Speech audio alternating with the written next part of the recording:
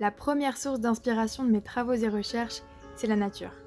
La nature, c'est vaste et aujourd'hui, ça veut tout et rien dire. Moi, ce qui m'inspire, c'est ce qui vient de la terre. C'est les couleurs, les fleurs, fruits, légumes. C'est là où j'ai grandi, les odeurs, les souvenirs, les rêves. Au-delà du quotidien, voilà des références auxquelles je tiens et qui nourrissent mon univers visuel. Le premier artiste dont je vais parler, c'est Robert Delaunay. J'aime le rythme, le mouvement, suggéré par ses formes plus ou moins abstraites. J'aime la cohérence visuelle de son œuvre et la façon dont il allie les aplats et les dégradés de couleurs. Je suis pas insensible non plus au travail de sa femme Sonia Delaunay.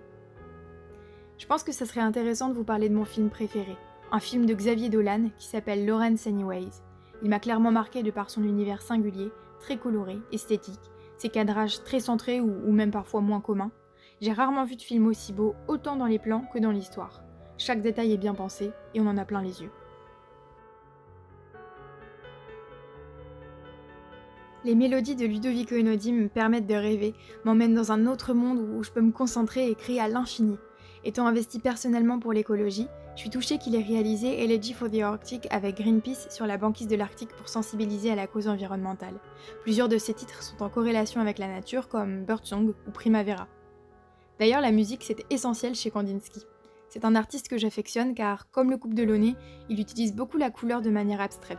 Seulement, il pose les couleurs et les formes en fonction de la musique et on ressent cette dynamique, cette sorte d'harmonie avec les lignes, les couleurs, les courbes, les cercles, c'en est presque déroutant. Voilà mon livre préféré, 1984. Cette dystopie m'a transportée et de manière générale, je suis attirée par tous ces univers parallèles qui nous font entrer dans la tête des artistes, comme dans Le Magicien d'Oz, Candide, Le Grinch ou Charlie et la chocolaterie avec un univers entier qui est créé, avec l'herbe chatoyante, la cascade en chocolat, les costumes, les décors, l'histoire en elle-même. Les pensées de Tim Burton ont pris vie à travers le film et je trouve ça incroyable. J'ai découvert l'illustratrice Olympia Zagnoli dans un livre de cuisine et j'ai accroché à sa manière synthétique de représenter les formes. C'est vrai que je suis souvent plus dans l'abstraction que dans le réalisme. Pour finir, les médias sont aussi pour moi une source d'inspiration, notamment le magazine Paulette, qui est complet et m'apporte beaucoup en ouverture d'esprit.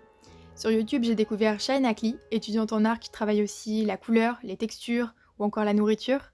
J'ai trouvé sur Instagram Anna Léovy, ou encore Leslie David grâce à Paulette, et malheureusement je peux pas vous montrer toutes mes références dans cette vidéo. Si vous le souhaitez, vous pouvez regarder jusqu'à la fin pour découvrir une petite partie de mon travail non commenté, parce que je ne veux pas que ce soit un portfolio, et c'est pas non plus ce qui est demandé. Et puis aussi pour que si vous soyez en attente d'éventuelles réponses, on puisse en discuter de vive voix peut-être. Merci pour votre attention.